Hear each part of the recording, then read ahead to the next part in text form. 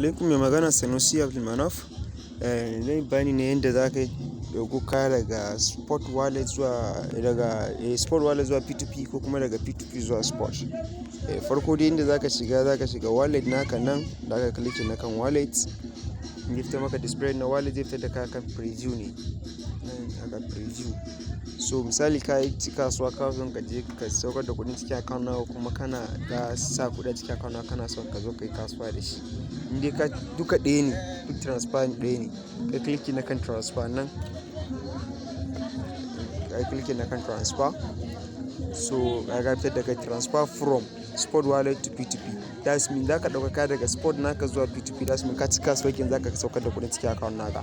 Me za ka saukar? In dollar ne sai ka click na kan wannan abun.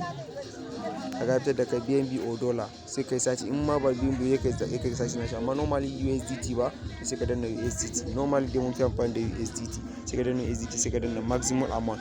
Duka abun da kake son ka kai shi Sport Wallet, ka kai shi P2P wallet. Yanzu misali ka na danna haka.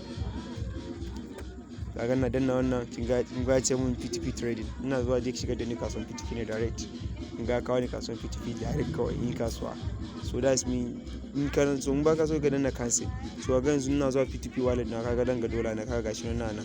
Kaga gashi nan inda danna ma wannan. Kaga gashi nan 0.9 naira. So ina son ɗauka kuma misali kamar na ka sa kuɗi daga ka siya dola ka